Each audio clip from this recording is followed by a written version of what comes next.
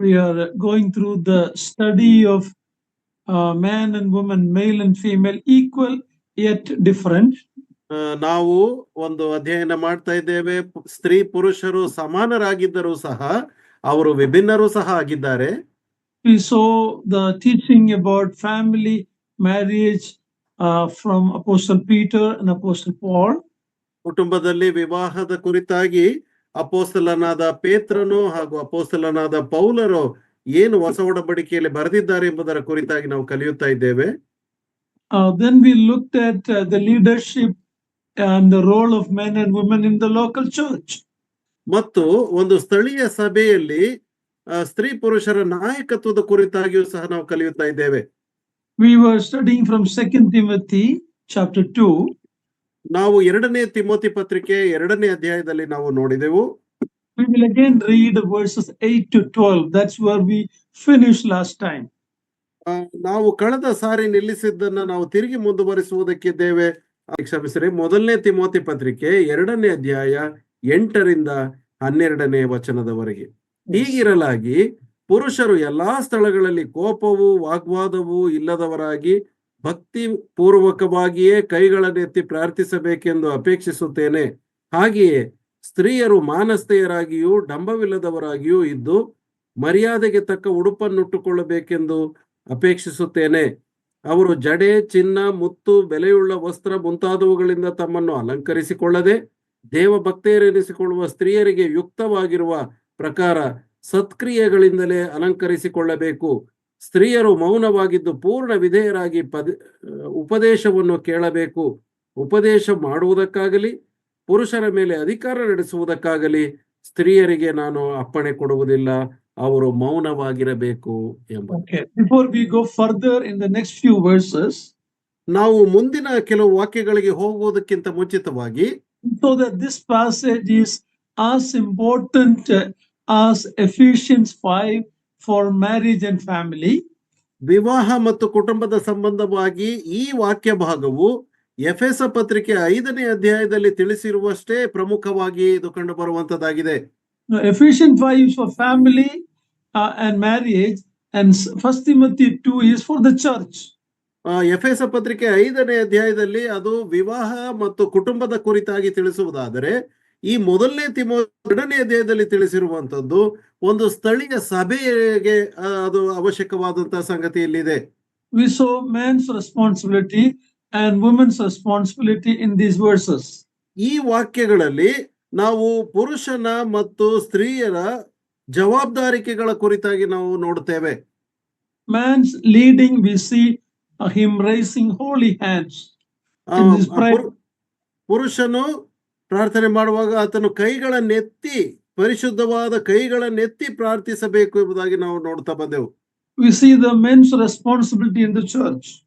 ಒಂದು ಸಭೆಯಲ್ಲಿ ಪುರುಷರ ಪಾತ್ರ ಅಥವಾ ಜವಾಬ್ದಾರಿಕೆಯನ್ನ ನಾವು ನೋಡುತ್ತಾ ಬಂದೆವು. And then we saw women's dress and submission. ಆ ನಂತರವಾಗಿ ಸ್ತ್ರೀಯರ ಅಧೀನತೆ ಮತ್ತು ಅವರ ಉಡುಪಿನ ಕುರಿತಾಗಿ ನಾವು ನೋಡುತ್ತಾ ಬಂದೆವು. They are to learn silently. ಮತ್ತು ಸ್ತ್ರೀಯರು ಮೌನವಾಗಿದ್ದು ಅವರು ಉಪದೇಶವನ್ನು ಕೇಳಿಸಿಕೊಳ್ಳಬೇಕು ಎಂಬುದಾಗಿ ನಾವು ಕಲಿತೆವು. They are not allowed to teach in the assembly. ಸಭೆಯಲ್ಲಿ ಸ್ತ್ರೀಯರಿಗೆ ಉಪದೇಶ ಮಾಡುವುದು ಅದು ಆ ಒಂದು ಅವಕಾಶ ಇಲ್ಲ ಎಂಬುದಾಗಿ ನಾವು ನೋಡುತ್ತೇವೆ. You cannot exercise authority over men. ಮತ್ತು ಪುರುಷರ ಮೇಲೆ ಅಧಿಕಾರವನ್ನ ಚಲಾಯಿಸುವುದಕ್ಕೆ ಅವರಿಗೆ ಅವಕಾಶವಿಲ್ಲ. Men also should not use authority, misuse authority. ಪುರುಷರು ಸಹ ತಮ್ಮ ಅಧಿಕಾರವನ್ನ ದುರುಪಯೋಗ ಪಡಿಸಿಕೊಳ್ಳುವಂತಿಲ್ಲ. But women have no right, are not allowed to exercise authority over men. ಮತ್ತು ಹಾಗೆಯೇ ಸ್ತ್ರೀಯರು ಸಹ ಪುರುಷರ ಮೇಲೆ ಅಧಿಕಾರವನ್ನ ಚಲಾಯಿಸುವುದಕ್ಕೆ ಅವರಿಗೆ ಅವಕಾಶವಿಲ್ಲ.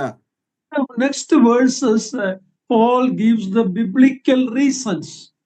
ಮುಂದಿನ ವಾಕ್ಯಗಳಲ್ಲಿ ಪೌಲನು ಸತ್ಯವೇದದ ಕಾರಣಗಳನ್ನು ಆತನು ತಿಳಿಸುವಾತನಾಗಿದ್ದಾನೆ. Before we go into that study, I wanted to deviate a little bit and talk about another issue that is causing a lot of concern among our assemblies these days. ಈ ವಾಕ್ಯ ಭಾಗಕ್ಕೆ ಮುಂದಕ್ಕೆ ನಾವು ಹೋಗುವುದಕ್ಕಿಂತ ಮುಂಚಿತವಾಗಿ ಸ್ವಲ್ಪ ನಾವು ಪಕ್ಕದಲ್ಲಿ ಇನ್ನೊಂದು ಅಂಶ ನಮ್ಮ ಸಭೆಗಳಿಗೆ ಅದರ ಮೇಲೆ ಪ್ರಭಾವವನ್ನು ಬೀರ್ತಕ್ಕಂಥ ಕೆಲವು ಅಂಶದ ಕುರಿತಾಗಿ ನಾನು ಮಾತನಾಡುವುದಕ್ಕೆ ಇಷ್ಟಪಡುತ್ತೇನೆ. Anyhow, we are sure that Bible is clear. Men are to teach in the assembly. ನಮಗೆ ಸತ್ಯವಾಗಿ ನಮಗೆ ಗೊತ್ತಾಗ್ತದೆ, ಸತ್ಯವೇದವು ಸ್ಪಷ್ಟವಾಗಿ ತಿಳಿಸ್ತದೆ, ಒಂದು ಸಭೆಯಲ್ಲಿ ಪುರುಷರು ಉಪದೇಶವನ್ನು ನೀಡಬೇಕು. Sisters can teach younger sisters. We saw that in Titus. ತೀತನ ಪತ್ರಿಕೆಯಲ್ಲಿ ನಾವು ಈಗಾಗಲೇ ನೋಡಿದ್ದೇವೆ, ಹಿರಿಯ ಸ್ತ್ರೀಯರು ತಮ್ಮ ಯವನ ಸ್ತ್ರೀಯರಿಗೆ, ಅವರು ಪ್ರಾಯದ ಸ್ತ್ರೀಯರಿಗೆ ಅವರು ಬೋಧನೆಯನ್ನು ಕೊಡಬಹುದು ಎಂಬುದಾಗಿ ನಾವು ನೋಡ್ತಾ ಬಂದೆವು. So the account of Timothy's mother and grandmother training him in the scripture. ಮತ್ತು ತಿಮೋತಿಯನ ತಾಯಿ ಮತ್ತು ಅಜ್ಜಿಯರು ಅವನನ್ನ ವಾಕ್ಯದಲ್ಲಿ ಹೇಗೆ ಬೆಳೆಸುತ್ತಾ ಬಂದರು ಎಂಬುದನ್ನು ಸಹ ನಾವು ನೋಡ್ತಾ ಬಂದೆವು. Sisters can personally share the gospel. ಸಹೋದರಿಯರು ವೈಯಕ್ತಿಕವಾಗಿ ಸುವಾರ್ತೆಯನ್ನು ಹಂಚಿಕೊಳ್ಳಬಹುದು. They can teach other sisters personally. ಪ್ರಾಯದ ಸ್ತ್ರೀಯರೊಂದಿಗೆ ಅವರು ವೈಯಕ್ತಿಕವಾಗಿ ಅವರು ಬೋಧನೆಯನ್ನು ಕೊಡಬಹುದು. We saw Aquila and Priscilla taking a brother home and clarifying the teaching to him when Aquila was there, not Priscilla alone. ಅಕ್ವಿಲನ ಜೊತೆಯಲ್ಲಿ ಪ್ರಿಸ್ಕಿಲ್ಲಳು ಅವಳು ಒಬ್ಬ ಸಹೋದರನನ್ನ ಪ್ರತ್ಯೇಕವಾಗಿ ಕುಟುಂಬಕ್ಕೆ ಕರೆದುಕೊಂಡು ಹೋಗಿ ಆತನಿಗೆ ವಿವರಣೆಯನ್ನ ಮಾಡಿದರು ಎಂಬುದಾಗಿಯೂ ಸಹ ನಾವು ನೋಡ್ತಾ ಬಂದೆವು. These things we have looked at. ನಾವು ಇದನ್ನ ಈಗಾಗಲೇ ನಾವು ನೋಡಿದ್ದೇವೆ. Now the question comes about sisters meeting and Sunday school. ನಾವು ಈಗ ಸಹೋದರಿಯರ ಕೂಟ ಮತ್ತು ಭಾನುವಾರ ಶಾಲೆಯ ಕುರಿತಾಗಿ ನಾವು ನೋಡ್ತೇವೆ. There are some issues in some assemblies, and I hope that the leadership will handle it very carefully and scripturally. ಕೆಲವು ಸಭೆಗಳಲ್ಲಿ ಇದರ ಕುರಿತಾಗಿ ಸ್ವಲ್ಪ ವಾಗ್ವಾದಗಳು ಉಂಟು, ಆದರೆ ನಾಯಕರಾಗತಕ್ಕಂಥವರು ಇದನ್ನ ಬಹಳ ಎಚ್ಚರಿಕೆಯಿಂದ ಇದನ್ನ ನಿಯಂತ್ರಿಸುವಂತವರಾಗಿರುತ್ತಾರೆ ಎಂಬುದಾಗಿ ನಾನು ನಂಬುತ್ತೇನೆ. And today I am deviating from the book and I am going to give my opinion about this topic about sisters meeting and Sunday school. ಆದುದರಿಂದ ನಾನು ಸ್ವಲ್ಪ ಪಕ್ಕಕ್ಕೆ ನಾನು ಸರಿದವನಾಗಿ ಈ ಒಂದು ಸಹೋದರಿಯರ ಕೂಟ ಮತ್ತು ಸಂಡೇ ಶಾಲೆಯಲ್ಲಿ ನಾವು ಹೇಗೆ ನಡ್ಕೊಳ್ಳಬೇಕೆಂಬ ಕುರಿತಾಗಿ ನಾನು ವೈಯಕ್ತಿಕವಾಗಿ ನಾನು ಮಾತನಾಡುವುದಕ್ಕಿದ್ದೇನೆ. Bible doesn't tell anything about Sunday school or separate sisters meeting. ಸತ್ಯವೇದವು ಭಾನುವಾರ ಶಾಲೆಯ ಕುರಿತಾಗಿ ಅಥವಾ ಬೇರೆಯಾದಂತಹ ಸಹೋದರಿಯರ ಕೂಟದ ಕುರಿತಾಗಿ ಎಲ್ಲಿಯೂ ಸಹ ಹೇಳಲಿಲ್ಲ. We read about women gathering for prayer in Acts 16 near the riverside. ನಾವು ಅಪೊಸ್ತಲರ ಕೃತ್ಯ 16ನೇ ಅಧ್ಯಾಯದಲ್ಲಿ ಸಹೋದರಿಯರು ನದಿ ತೀರದಲ್ಲಿ ಪ್ರಾರ್ಥನೆಗಾಗಿ ಸೇರಿ ಬರುವುದನ್ನ ನಾವು ಅಲ್ಲಿ ನೋಡ್ತೇವೆ. So that is not a church meeting, it was a Jewish gathering where when Paul went there and preached the gospel, Lord opened Lydia's heart. ಅದು ಒಂದು ಸಭಾಕೂಟವಾಗಿರಲಿಲ್ಲ, ಅದು ಯಹೂದ್ಯರ ಸ್ತ್ರೀಯರ ಒಂದು ಕೂಟವಾಗಿತ್ತು. ಅಲ್ಲಿಗೆ ಪೌಲನು ಹೋಗಿ ಸುವಾರ್ತೆಯನ್ನ ಆತನು ತಿಳಿಸುತ್ತಾ ಬಂದನು. Lydia and her family got saved. ಮತ್ತು ಆ ಒಂದು ಕೂಟದಲ್ಲಿ ಲುದ್ಯಳು ಮತ್ತು ಆಕೆಯ ಕುಟುಂಬದವರು ರಕ್ಷಣೆಯನ್ನ ಹೊಂದಿದರು. When God opened her heart, she opened her home for God's servants. ಮತ್ತು ಲುದ್ಯಳ ಹೃದಯವನ್ನು ದೇವರು ತೆರೆದನು ಮತ್ತು ಆಕೆಯು ದೇವರ ಸೇವಕರಿಗೆ ತನ್ನ ಮನೆಯನ್ನ ತೆರೆದಳು. Other than that, we don't read about any sisters meeting or Sunday school. ಇದೊಂದನ್ನ ಬಿಟ್ಟು ಬೇರೆ ಇನ್ಯಾವ ಸಹೋದರಿಯರ ಕೂಟ ಅಥವಾ ಭಾನುವಾರ ಶಾಲೆಯ ಕುರಿತಾಗಿ ನಾವು ಎಲ್ಲಿಯೂ ಸಹ ನಾವು ನೋಡುವುದಿಲ್ಲ. We read Hannah praying. We read Hannah in ನಾವು Hannah praying. ಹನ್ನಳ ಕುರಿತಾಗಿ ನಾವು ಓದುತ್ತೇವೆ. She praying. ಹನ್ನಳ ಪ್ರಾರ್ಥನೆಯ ಕುರಿತಾಗಿ ನಾವು ಸಮುವೇಲನ ಗ್ರಂಥದಲ್ಲಿ ನಾವು ಓದುತ್ತೇವೆ. We read about Elizabeth and Mary praising God. ಮತ್ತು ಎಲಿಸಬೇತಳು ಮತ್ತು ಮರಿಯಳು ದೇವರನ್ನ ಕೊಂಡಾಡುವ ಕುರಿತಾಗಿ ನಾವು ವಚನದಲ್ಲಿ ನಾವು ನೋಡ್ತೇವೆ. We read about sisters pouring the valuable ointment at Jesus' feet. ಯೇಸು ಕ್ರಿಸ್ತನ ಪಾದಗಳಿಗೆ ಸಹೋದರಿಯರು ತಮ್ಮ ಉತ್ತಮವಾದಂತಹ ಸುಗಂಧ ತೈಲವನ್ನ ಸುರಿಯುವುದನ್ನು ನಾವು ನೋಡುತ್ತೇವೆ. All these are individual activities. ಇವೆಲ್ಲವೂ ಕೂಡ ವೈಯಕ್ತಿಕವಾದಂತಹ ಚಟುವಟಿಕೆಗಳಾಗಿವೆ. When we talk about church meeting, assembly meeting, ಆದರೆ ನಾವು ಸಭಾಕೂಟದ ಕುರಿತಾಗಿ ಮಾತನಾಡುವಾಗ we see apostles' doctrine or Bible study meetings. ಅಪೋಸ್ತಲರು ಈ ಒಂದು ಸತ್ಯವೇದದ ಕೂಟಗಳ ಕುರಿತಾಗಿ ಮಾತನಾಡಲಿಲ್ಲ. ಇಲ್ಲ, ಅಪೋಸ್ಟಲ್ಸ್ ಡಾಕ್ಟ್ರಿನ್ ಆಕ್ಟ್ಸ್ 2 ಅಲ್ಲಿ ಅಪೋಸ್ಟಲರ ಬೋಧನೆಗಾಗಿ ಅವರು ಕೂಡಿ ಬಂದಿದೆ. ಅಪೋಸ್ತಲರ ಬೋಧನೆ, they gathered for apostles doctrine. ಮತ್ತು ಸ್ತ್ರೀಯರು ಅವರ ಅಪೋಸ್ತಲ, brother I think you are getting wrong. Acts 2 ಅಲ್ಲಿ ಅವರು ಅಪೋಸ್ತಲರ ಬೋಧನೆಯನ್ನು ಕೇಳುವುದಕ್ಕಾಗಿ ಕೂಡಿ ಬಂದಿದೆ. ಅಪೋಸ್ತಲರ ಕೃತ್ಯ 2ನೇ ಅಧ್ಯಾಯದಲ್ಲಿ ನಾವು ನೋಡುವಾಗ ಬೇರೆ ಬೇರೆ ಕಡೆಯಿಂದ ಸೇರಿ ಬಂದವರು ಅಪೋಸ್ತಲರ ಬೋಧನೆಯನ್ನು ಕೇಳುವುದಕ್ಕಾಗಿ ಅವರು ಕೂಡಿ ಬಂದಿದ್ದರು. ಫೆಲೋಶಿಪ್ ಮೀಟಿಂಗ್, ಅನ್ಯೋನ್ಯತೆಯ ಕೂಟವಾಗಿರಬಹುದು. ಬ್ರೇಕಿಂಗ್ ಯೋರ್ ಬ್ರೆಡ್ ಮೀಟಿಂಗ್, ರೊಟ್ಟಿ ಮುರಿಯುವ ಕೂಟವಾಗಿರಬಹುದು. ಪ್ರೇಯರ್ ಮೀಟಿಂಗ್, ಪ್ರಾರ್ಥನಾ ಕೂಟವಾಗಿರಬಹುದು. Elders gathering to sort out some problems, ಹಿರಿಯರು ಕೆಲವು ಸಮಸ್ಯೆಗಳನ್ನ ಪರಿಹರಿಸುವುದಕ್ಕಾಗಿ ಕೂಡಿ ಬಂದಂತ ಕೂಟವಾಗಿರಬಹುದು. Elders gathering for disciplining someone, ಇನ್ಯಾರನ್ನೋ ಶಿಸ್ತುಬದ್ಧ ಜೀವನಕ್ಕೆ ನಡೆಸುವುದಕ್ಕಾಗಿ ಹಿರಿಯರು ಸೇರಿ ಬಂದಂತ ಕೂಟವಾಗಿರಬಹುದು. All these gathering we read about. ಈ ಎಲ್ಲಾ ಕೂಟಗಳಲ್ಲಿ ಸೇರಿ ಬಂದದನ್ನು ನಾವು ಓದುತ್ತೇವೆ. In Matthew chapter 18 verse 17, ಮತ್ತಾಯನ ಸುವಾರ್ತೆ 18ನೇ ಅಧ್ಯಾಯ 17ನೇ ವಾಕ್ಯದಲ್ಲಿ it talks about church discipline, correcting a brother who sinned. ಅಲ್ಲಿ ಸಭಾ ಶಿಸ್ತಿನ ಕುರಿತಾಗಿ ಒಬ್ಬ ಸಹೋದರನು ಪಾಪ ಮಾಡಿದಾಗ ಅವನನ್ನು ಎಚ್ಚರಿಸುವಂತ ಆ ಒಂದು ಸಂಗತಿಯನ್ನ ಅಲ್ಲಿ ನಾವು ನೋಡ್ತೇವೆ. In that process it says tell it to the church. ಆ ಒಂದು ಕ್ರಿಯೆಯಲ್ಲಿ ಅದನ್ನ ಸಭೆಗೆ ತಿಳಿಸು ಎಂಬುದಾಗಿ ಅಲ್ಲಿ ತಿಳಿಸಲ್ಪಟ್ಟಿದೆ. Then it says in Matthew 18:20, please read that brother. 18:20, ಮತ್ತಾಯನ ಸುವಾರ್ತೆ 18ನೇ ಅಧ್ಯಾಯ 20ನೇ ವಚನದಲ್ಲಿ, ಯಾಕಂದರೆ 2-3 ನನ್ನ ಹೆಸರಿನಲ್ಲಿ ಎಲ್ಲಿ ಕೂಡಿ ಬಂದಿರುತ್ತಾರೋ ಅಲ್ಲಿ ಅವರ ನಡುವೆ ನಾನು ಇದ್ದೇನೆ ಅಂದನು. Often we misquote this verse for church gathering. ನಾವು ಇದನ್ನ ಸಭಾ ಸೇರುವಿಕೆಯಲ್ಲಿ ನಾವು ಇದನ್ನ ತಪ್ಪಾಗಿ ನಾವು ಅರ್ಥ ಮಾಡಿಕೊಳ್ಳುತ್ತೇವೆ. Actually the context here is 2 or 3 church leaders gathering to discipline a brother who is living in sin. ಇಲ್ಲಿ ಪಾಪದಲ್ಲಿ ಜೀವಿಸುತ್ತಿರುವಂತ ಒಬ್ಬ ವ್ಯಕ್ತಿಯನ್ನ ಸರಿಪಡಿಸುವುದಕ್ಕೆ, ಆತನನ್ನ ಶಿಸ್ತಿಗೆ ತರುವುದಕ್ಕಾಗಿ ಸೇರಿ ಬಂದಂತ 2-3 ಹಿರಿಯರ ಒಂದು ಸಭೆ ಇದಾಗಿದೆ. And there God's authority is there. That is what it means. ಅದರ ಅರ್ಥ ಅದೇ, ಅಂತ ಒಂದು ಕೂಟದಲ್ಲಿ ದೇವರ ಪ್ರಸನ್ನತೆ ಅಲ್ಲಿ ಇದೆ. In 18 says, what you bind it will be bound, what you loose will be loosed in heaven. ಅಲ್ಲಿ 18ನೇ ವಚನದಲ್ಲಿ ನೋಡ್ತೇವೆ, ನೀವು ಏನೇನು ಕಟ್ಟುತ್ತೀರೋ ಅದು ಪರಲೋಕದಲ್ಲಿಯೂ ಕಟ್ಟಿರುವುದು, ಮತ್ತು ಭೂಲೋಕದಲ್ಲಿ ನೀವು ಏನೇನು ಬಿಚ್ಚುತ್ತೀರೋ ಅದು ಪರಲೋಕದಲ್ಲಿಯೂ ಬಿಚ್ಚಿರುವುದು ಎಂದು ಹೇಳಿದನು ಎಂಬುದಾಗಿ. Verse 20 about the 2 or 3 is not talking about a church gathering, but 2 or 3 elders gathering to take actions about an unrepentant believer. ಅಲ್ಲಿ 20ನೇ ವಚನದಲ್ಲಿ 2-3 ನನ್ನ ಹೆಸರಿನಲ್ಲಿ ಸೇರಿ ಬಂದಿರುವುದು ಎಂಬುದಾಗಿ ಹೇಳುವಾಗ ಅಲ್ಲಿ ಸಭೆಯ ಸೇರುವಿಕೆ ಅಲ್ಲ, ಅದು 2-3 ಹಿರಿಯರು ಸೇರಿ ಬಂದು ಒಬ್ಬ ಸಹೋದರನನ್ನ ತಿದ್ದುವುದಕ್ಕಾಗಿ ಸೇರಿ ಬಂದಿರತಕ್ಕಂತ ಒಂದು ಸಭೆಯಾಗಿದೆ. When they make a decision, the Lord's authority and presence is there. That is the context. ಆ ಹಿರಿಯರು ಯಾವುದೇ ತೀರ್ಮಾನಗಳನ್ನ ತೆಗೆದುಕೊಳ್ಳುವಾಗ ದೇವರ ಅಧಿಕಾರವುಳ್ಳಂತ ಪ್ರಸನ್ನತೆ ಅವರ ಮಧ್ಯದಲ್ಲಿ ಇರುತ್ತದೆ. ಇದು ಆ ಒಂದು ವಾಕ್ಯ ಭಾಗದ ಒಂದು ಸಂದರ್ಭ.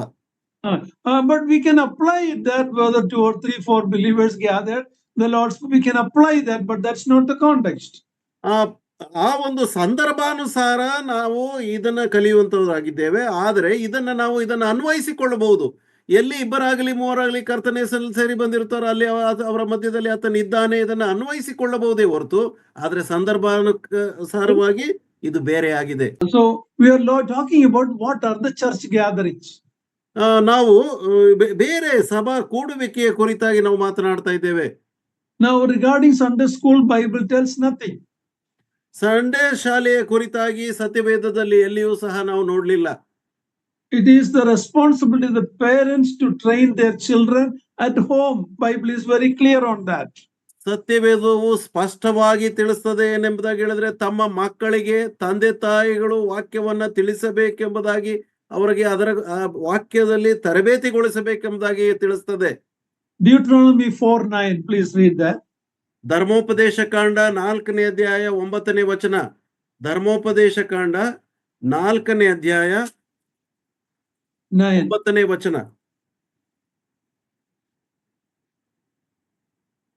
ಹೀಗಿರುವುದರಿಂದ ನೀವು ಬಹು ಜಾಗರೂಕತೆಯಿಂದ ನಿಮ್ಮ ನಿಮ್ಮ ಮನಸ್ಸುಗಳನ್ನು ಕಾಪಾಡಿಕೊಳ್ಳುವವರಾಗಿ ನೀವು ನೋಡಿದ ಸಂಗತಿಗಳನ್ನು ಎಷ್ಟು ಮಾತ್ರವೂ ಮರೆಯದೆ ಜೀವದಿಂದಿರುವವರೆಗೂ ಅವುಗಳನ್ನು ನೆನಪಿನಲ್ಲಿಟ್ಟುಕೊಂಡು ನಿಮ್ಮ ಮಕ್ಕಳಿಗೂ ಮೊಮ್ಮಕ್ಕಳಿಗೂ ತಿಳಿಸುತ್ತಾ ಹೋಗಬೇಕು.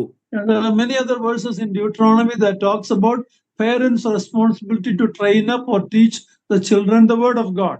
ದೇವರ ವಾಕ್ಯವನ್ನ ತಿಳಿಸಬೇಕು ಎಂಬುದಾಗಿ ಪೋಷಕರಿಗೆ ಕೊಟ್ಟಂತ ಮಕ್ಕಳಿಗೆ ತಮ್ಮ ಮಕ್ಕಳಿಗೆ ತಿಳಿಸಬೇಕೆಂಬುದಾಗಿ ಧರ್ಮೋಪದೇಶ ಕಾಂಡಗಳಲ್ಲಿ ಅನೇಕ ತರದ ವಚನಗಳು ಉಂಟು.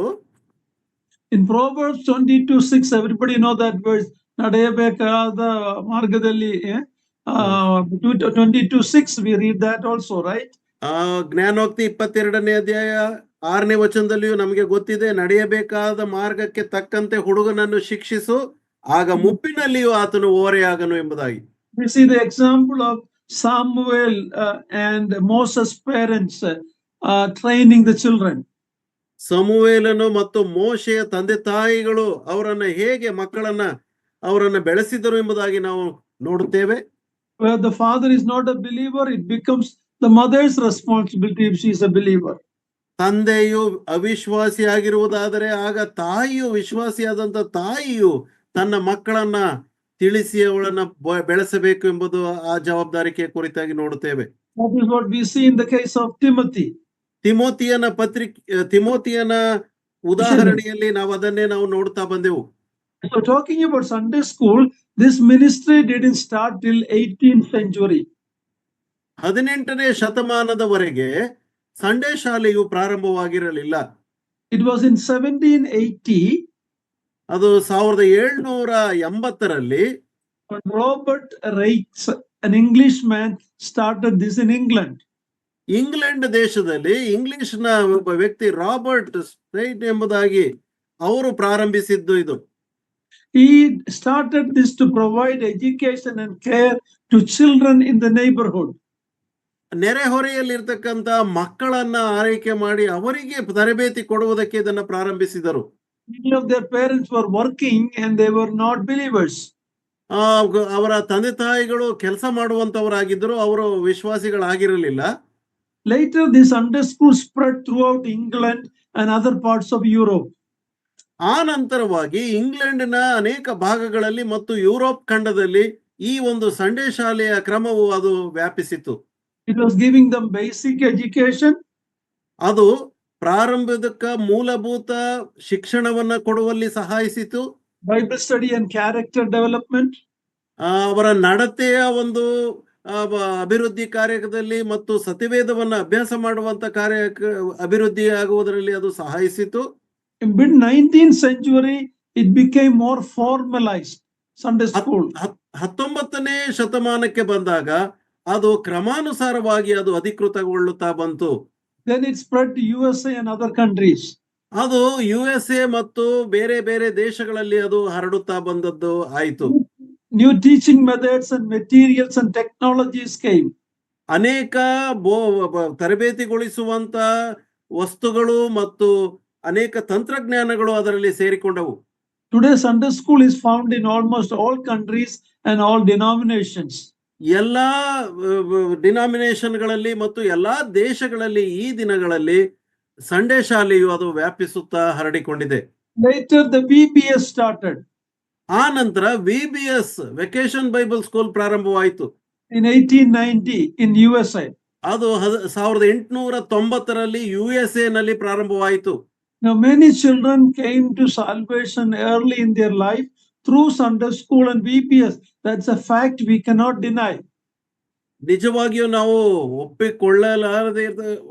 ಒಪ್ಪಲೇಬೇಕಾದಂತ ಸಂಗತಿ ಏನಂತಂದ್ರೆ ಸಂಡೇ ಶಾಲೆ ಮತ್ತು VBS ನ ಮುಖಾಂತರವಾಗಿ ಎಳೆ ವಯಸ್ಸಿನಲ್ಲಿಯೇ ರಕ್ಷಣಾ ಮಾರ್ಗಕ್ಕೆ ಅನೇಕರು ಪರಿವರ್ತನೆ ಆದದ್ದನ್ನು ನಾವು ಒಪ್ಪಿಕೊಳ್ಳಲೇಬೇಕು. I myself heard the gospel clearly in a Sunday school and made a profession of faith in my life. ಪ್ರಿಯ ಸಹೋದರರು ಸಹ ಸಂಡೇ ಶಾಲೆಯಲ್ಲಿ ಕೇಳಿದಂತ ವಾಕ್ಯದ ಮೂಲಕವಾಗಿ ನಂಬಿಕೆಯಲ್ಲಿ ಅವರು ದೃಢವಾಗಿ ಅವರು ನಿಂತವರಾದರು. Just because Sunday school is not mentioned in the Bible, we cannot reject the benefit of it. ಸತ್ಯವೇದದಲ್ಲಿ ಸಂಡೇ ಶಾಲೆಯ ಕುರಿತಾಗಿ ತಿಳಿಸದೇ ಇದ್ದರೂ ಸಹ ಅದರ ಲಾಭವನ್ನ ಕುರಿತಾಗಿ ಯೋಚಿಸುವಾಗ ಅದನ್ನು ನಾವು ತಿರಸ್ಕರಿಸುವಂತವರ ಆಗಿರಬಾರದು.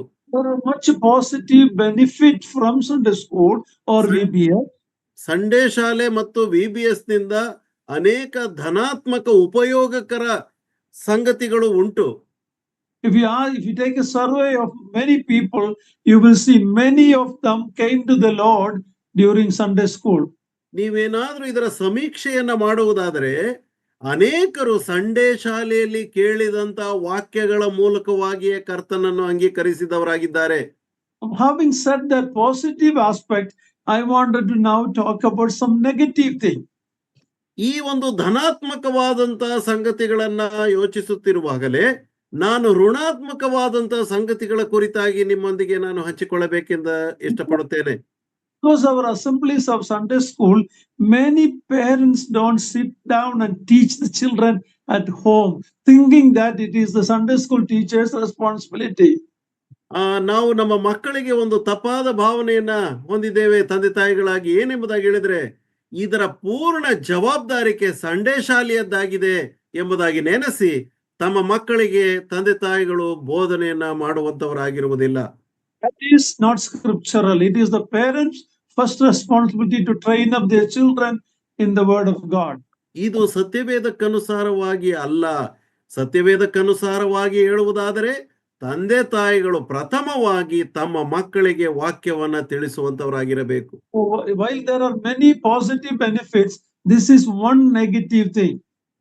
ಇದರಲ್ಲಿ ಅನೇಕ ಧನಾತ್ಮಕ ಅಂಶಗಳು ನಮಗಿದ್ದರೂ ಸಹ ಇದು ಒಂದು ಋಣಾತ್ಮಕವಾದಂತ ಅಂಶ ನಮ್ಮಲ್ಲಿದೆ. Second problem, many of the materials used in the Sunday school and VPS, many of them are not very sound scripturally. ಈ ಎರಡನೇದಾಗಿ ಇನ್ನೊಂದು ಋಣಾತ್ಮಕವಾದಂತ ಸಂಗತಿ ಏನೆಂಬುದಾಗಿ ಹೇಳಿದ್ರೆ ಸಂಡೇ ಶಾಲೆಯಲ್ಲಿ ವಿಬಿಎಸ್ ನಲ್ಲಿ ಬಳಸ್ತಕ್ಕಂತ ವಸ್ತುಶಃ ಇರ್ತಕ್ಕಂಥ ವಸ್ತುಗಳು ಅದು ಸತ್ಯವೇದಕ್ಕನುಸಾರವಾಗಿ ತಾಳೆ ಹೊಂದುವಂತ ರೀತಿಯಲ್ಲಿ ಇರುವುದಿಲ್ಲ. Talking about the printed materials. ಮುದ್ರಿಸಲ್ಪಟ್ಟಂತ ವಸ್ತುಗಳ ಕುರಿತಾಗಿ ನಾನು ಮಾತನಾಡ್ತಾ ಇದ್ದೇನೆ. Mainly the emphasis is on having fun. ಮುಖ್ಯವಾಗಿ ಅಲ್ಲಿ ಒತ್ತು ಕೊಡುವಂತ ಸಂಗತಿ ಯಾವುದೆಂಬುದಾಗಿ ಹೇಳಿದ್ರೆ ನಿಧಿ ಹಣದ ಸಂಗ್ರಹದ ಕುರಿತಾಗಿ. ಫನ್ ಅಂದ್ರೆ ಮಕ್ಕಳಿಗೆ ತಮಾಷೆಯ ಕುರಿತಾಗಿ ಅಲ್ಲಿ ನಾವು ಹೆಚ್ಚಾಗಿ ನೋಡ್ತೇವೆ. Some of the dance and skit that is performed goes against the teaching of the word of God. ಕೆಲವು ಮಾಡ್ತಕ್ಕಂಥ ನೃತ್ಯಗಳಿರಬಹುದು ಅಥವಾ ಕೆಲವು ಸ್ಕಿಟ್ಗಳಿರಬಹುದು, ಅದು ದೇವರ ವಾಕ್ಯಕ್ಕೆ ವಿರುದ್ಧವಾಗಿ ಮಾಡುವಂತ ಒಂದು ಸಂಗತಿಗಳು ಅಲ್ಲಿ ಇವೆ. Some of the youth who are teaching the smaller children themselves may not be born again believers. ಕೆಲವು ಯವನಸ್ಥರು ಯಾರು ಸಂಡೇ ಶಾಲೆಯಲ್ಲಿ ಚಿಕ್ಕ ಮಕ್ಕಳಿಗೆ ಬೋಧನೆಯನ್ನು ಕೊಡ್ತಾರೋ ಅವರೇ ವಿಶ್ವಾಸ ಜೀವನಕ್ಕೆ ಬಂದಿರುವುದಿಲ್ಲ. Some of the Sunday school books are made more like comic books. ಅನೇಕ ಸಂಡೇ ಶಾಲೆಯ ಪುಸ್ತಕಗಳು ಕಾಮಿಕ್ಸ್ ಪುಸ್ತಕಗಳ ಹಾಗೆ ಅವು ಮುದ್ರಿಸಲ್ಪಟ್ಟಿವೆ. If you look at the Sunday school books available on the flood of Noah's time, Noah's Ark, you can see that. ನೋಹನ ಕಾಲದ ಪ್ರವಾಹದ ಕುರಿತಾಗಿ ಜಲಪ್ರಳಯದ ಕುರಿತಾಗಿ ನಾವು ಕಲಿಯುವಂತ ಆ ಕಾಮಿಕ್ಸ್ ನಲ್ಲಿಯೂ ಸಹ ನಾವು ಅದನ್ನೆಲ್ಲ ನಾವು ಗಮನಿಸುವಂತವರಾಗಿದ್ದೇವೆ. Noah's Ark looks like a little boat where giraffe and animals are looking outside from the top of the boat. These kind of comic type books we can see in the materials available in Sunday school. Sunday ಶಾಲೆಯಲ್ಲಿ ಸಿಗ್ತಕ್ಕಂತ ಅನೇಕ ವಸ್ತುಗಳಲ್ಲಿ ಪುಸ್ತಕಗಳಲ್ಲಿ ನಾವು ನೋಡುವಾಗ ನೋಹನ ನಾವೆಯು ಒಂದು ಚಿಕ್ಕ ದೋಣಿಯ ಹಾಗೆ, ಆ ದೋಣಿಯಿಂದ ಜಿರಾಫೆ ಕತ್ತನ್ನ ಹೊರಕ್ಕೆ ಹಾಕಿರ್ತಕ್ಕಂಥದ್ದು ಅಥವಾ ಕೆಲವು ಪ್ರಾಣಿಗಳನ್ನ ಅಲ್ಲಿ ಚಿತ್ರಿಸಿರುವಂತದ್ದು, ಈ ರೀತಿಯಾದಂತ ವಸ್ತುಗಳು ನಮಗೆ ಸಿಕ್ಕುವಂತದ್ದಾಗಿದೆ. Real Noah's Ark was not like that. ನಿಜವಾದ ನೋಹನ ನಾವೆಯೂ ಆ ರೀತಿಯಾಗಿರಲಿಲ್ಲ. It was a cataclysmic event. ಭೀಕರವಾದ ಒಂದು ಘಟನೆಯಾಗಿತ್ತು. It was a huge ship, like a floating vessel, and it was a ಭೀಕರವಾದ ಒಂದು ಘಟನೆಯಾಗಿರುವುದು. When the children read these comic like books, they lose the terribleness of what happened. ನಿಜವಾಗಿಯೂ ಯೋಚನೆ ಮಾಡುವಾಗ ನೋಹನ ನಾವೆ ಒಂದು ಬೃಹತ್ತಾದ ದೊಡ್ಡದಾದ ಒಂದು ತೇಲುವಂತ ನಾವೆ ಆಗಿತ್ತು. ಪಾತ್ರೆಯ ರೀತಿಯಲ್ಲಿ ಅದು ತೇಲುವಂತ ನಾವೆ ಆಗಿತ್ತು. ನಿಜವಾಗಿ ಅದನ್ನು ನೋಡುವಾಗ ಮಕ್ಕಳು ಅದರಲ್ಲಿ ಕಲಿಬೇಕಾದಂತ ಭಯಂಕರತೆಯನ್ನ ಮರೆತು ಬಿಟ್ಟು ಅದು ಬೇರೆ ಕಡೆಗೆ ನಡೆಸುವಂತದ್ದಾಗಿದೆ. Millions of people perished in the drowning of the water around them in Noah's time. ನೋಹನ ಕಾಲದಲ್ಲಿ ನೋಹನ ಹೊರಗಡೆ ಇದ್ದಂತ ಅನೇಕ ಮಿಲಿಯನ್ ಗಟ್ಟಲೆ ಜನರು ಅವರು ನೀರಿನಲ್ಲಿ ಮುಳುಗಿ ಸತ್ತರು. It was a severe judgment of God when these comic type Sunday school books take away the effectiveness of the judgment of God that happened, and on sin and holiness. The children will not get that by these kind of comic like Sunday school books. Sunday ಶಾಲೆಯಲ್ಲಿ ಸಿಕ್ಕುವಂತಹ ಈ ಒಂದು comics ಅಥವಾ ಹಾಸ್ಯದ ಒಂದು ಈ ಯಾವುದು ಪುಸ್ತಕಗಳ ಚಿತ್ರಗಳ ಮೂಲಕ ಕಲಿತಕ್ಕಂಥ ಚಿತ್ರಗಳಲ್ಲಿ ಕಲಿಯುವಾಗ ದೇವರು ಅನುಗ್ರಹಿಸುವಂತ ನಿಜವಾದ ತೀವ್ರತೆ, ಅದರ ದೇವರ ಶಿಕ್ಷೆ, ಇದನ್ನೆಲ್ಲ ಕುರಿತಾಗಿ ಅವರು ಮರೆತವರಾಗಿ ಬೇರೆ ಕಡೆಗೆ ಹೋಗುವಂತವರಾಗಿದ್ದಾರೆ. It looks like very funny comic like books, a small boat, a giraffe, an elephant, and all standing out and looking outside. This is not the flood of Noah's time. ಅದು ಕೇವಲ ಹಾಸ್ಯಾಸ್ಪದವಾದಂತ ಒಂದು ಕಾಮಿಕ್ಸ್ ನ book ನ ಹಾಗೆ ಅಲ್ಲಿ ಕೇವಲ ಜಿರಾಫೆಗಳು ನಿಂತಿರುವಂತದ್ದು, ಪ್ರಾಣಿಗಳು ನಿಂತಿರುವಂತದ್ದು ಆ ರೀತಿಯಾಗಿ ಅಲ್ಲ. Now, I'm not talking about all books, but I can see such books, materials for Sunday school. ನಾನು ಎಲ್ಲ ಪುಸ್ತಕಗಳ ಕುರಿತಾಗಿ ನಾನು ಮಾತನಾಡ್ತಾ ಇಲ್ಲ. ಈ ರೀತಿಯಾದಂತ ಕೆಲವು ಪುಸ್ತಕಗಳು ಕಾಮಿಕ್ಸ್ ಗಳ ಕುರಿತಾಗಿ ನಾನು ಮಾತನಾಡ್ತಾ ಇದ್ದೇನೆ. So these are some of the negative things about the materials we use to teach our children.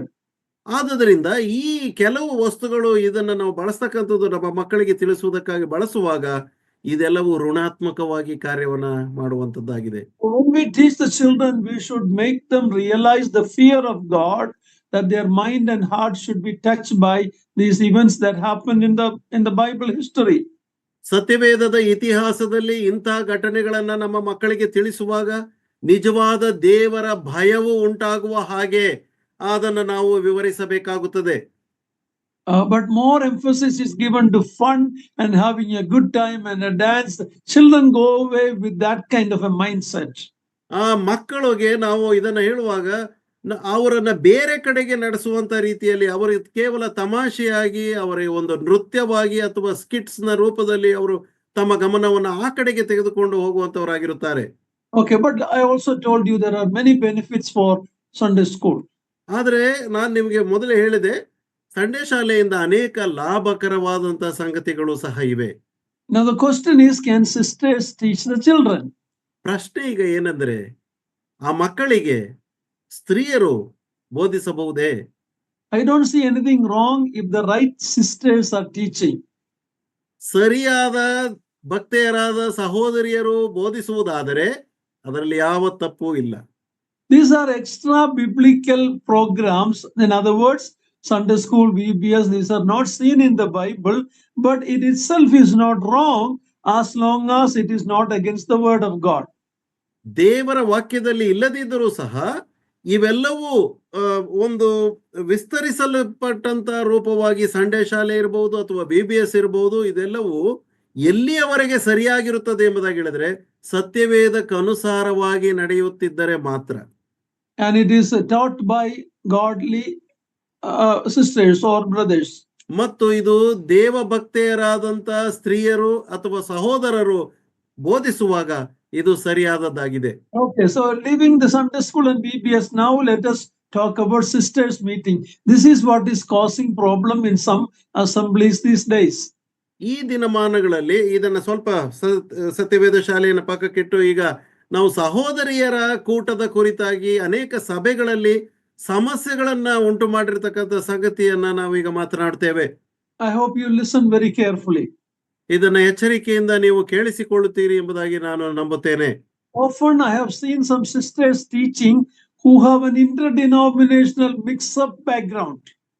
ಅನೇಕ ಬೇರೆ ಬೇರೆ ಸಭೆಗಳ ಹಿನ್ನೆಲೆಯಿಂದ ಬಂದಂತವರು ಈ ದೇವರ ವಾಕ್ಯವನ್ನ ತಿಳಿಸುವುದನ್ನ, ಬೋಧಿಸುವುದನ್ನ, ಸಹೋದರಿಯರ ಕೂಟದಲ್ಲಿ ಬೋಧಿಸುವುದನ್ನ ನಾನು ನೋಡಿದ್ದೇನೆ. Unscriptural Christian Christmas celebration, such events they teach. ಸತ್ಯವೇದದಲ್ಲಿ ಇಲ್ಲದೆ ಇರತಕ್ಕಂತ ಕ್ರಿಸ್ಮಸ್ ನ ಕುರಿತಾದಂತ ಬೋಧನೆಗಳು, ಆಚಾರಗಳು, ವಿಚಾರಗಳನ್ನ ತಿಳಿಸುವಂತದ್ದು. And maybe that sister is famous or well known, so we just adjust it.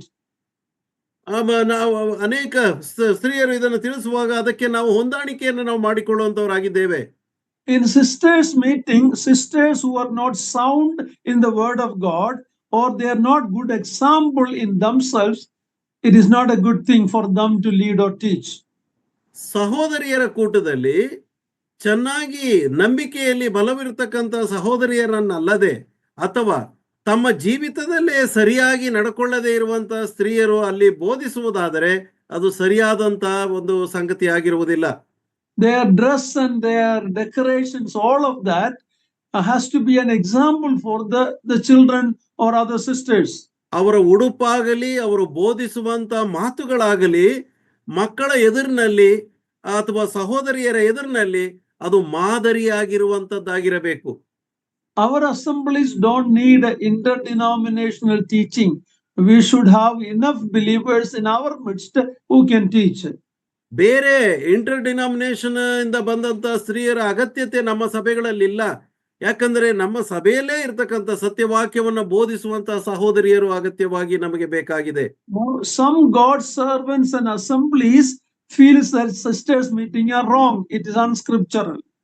ಕೆಲವು ಹಿರಿಯರು ಹೇಳುವುದೇನಂತಂದ್ರೆ, ದೇವರ ಸೇವಕರು ಹೇಳ್ತಕ್ಕಂಥದ್ದು, ಸಭೆಗಳಲ್ಲಿ ಸಹೋದರಿಯರು ಬೋಧಿಸುವಂತದ್ದು, ಸಹೋದರಿಯರ ಕೂಟವೇ ಅದು ಸರಿಯಲ್ಲ ಎಂಬುದಾಗಿ ತಿಳಿಸ್ತಾರೆ. My view is that church elders should know who and what is taught in these meetings. ಆದ್ರೆ ನನ್ನ ವೈಯಕ್ತಿಕ ದೃಷ್ಟಿಕೋನದಲ್ಲಿ ನಾನು ಹೇಳುವುದಾದರೆ, ಒಂದು ಸಭೆಯಲ್ಲಿ ಸಹೋದರಿಯರು ಏನನ್ನ ತಿಳಿಸ್ತಾ ಇದ್ದಾರೆ, ಏನನ್ನ ಬೋಧಿಸ್ತಾ ಇದ್ದಾರೆ ಮತ್ತು ಹೇಗೆ ನಡೆಯುತ್ತಾ ಇದೆ ಎಂಬುದು ಸಭಾ ಹಿರಿಯರಿಗೆ ಅದು ತಿಳಿದದ್ದಾಗಿರಬೇಕು. Church elders can give a curriculum and guide them, make sure that they are examples and they are sound in the word of God who teach other sisters. ಬೇರೆ ಸಹೋದರಿಯರಿಗೆ ಬೋಧಿಸುವಂತ ಸ್ತ್ರೀಯರ ಕುರಿತಾಗಿ ಸಭಾ ಹಿರಿಯರು ಒಂದು ಪಠ್ಯಕ್ರಮವನ್ನ ಕೊಟ್ಟು ಅದನ್ನ ಒಳ್ಳೆ ದೇವ ಭಕ್ತಿಯರಾದಂತಹ ಸ್ತ್ರೀಯರು ಇದನ್ನು ಬೋಧಿಸುತ್ತಾರೆ ಎಂಬುದಾಗಿ ಅವರು ದೃಢೀಕರಿಸುವಂತವರಾಗಿರಬೇಕು. So in other words, the leadership should have a handle in supervising the different meetings or studies in our assemblies. ಇನ್ನೊಂದು ಮಾತಿನಲ್ಲಿ ಹೇಳುವಾಗ, ನಮ್ಮ ಸಭೆಗಳಲ್ಲಿ ನಡೀತಕ್ಕಂಥ ಸಹೋದರಿಯರ ಕೂಟದ ಮೇಲೆ ಸಭಾ ಹಿರಿಯರ ಒಂದು ಉಸ್ತುವಾರಿ ಅದು ಇರುವಂತದ್ದಾಗಿರಬೇಕು.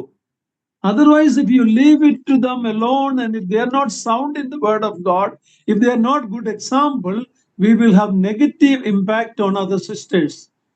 ಅಕಸ್ಮಾತ್ ಆಗಿ ಈ ರೀತಿಯಾಗಿ ಸಭಾ ಹಿರಿಯರ ನಿಯಂತ್ರಣದಲ್ಲಿ ಇಲ್ಲದೆ ಹೋದರೆ, ಅವರಷ್ಟಕ್ಕೆ ಬಿಟ್ರೆ ಸಹೋದರಿಯರು ಅವರು ಮಾಡ್ತಕ್ಕಂಥ ಕಾರ್ಯದಿಂದ ಬೇರೆ ಇನ್ನಿತರ ಕಡೆಗೆ ಅವರು ನಡೆಸುವಂತವರಾಗಿರುತ್ತಾರೆ. So sisters meeting itself is not wrong, but who is teaching, who is leading that, and what kind of example they are is very, very important. ಸಹೋದರಿಯರ ಕೇವಲ ಸಹೋದರಿಯರ ಕೂಟ ಅದು ಇರುವಂತದ್ದಾಗಿರಬಾರದು. ಆದರೆ ಯಾರು ಸಹೋದರಿಯರ ಕೂಟ ಎಂದು ಹೇಳುವುದು ತಪ್ಪಂತ ನಾನು ಹೇಳ್ತಾ ಇಲ್ಲ, but who is teaching, what they are teaching is very important.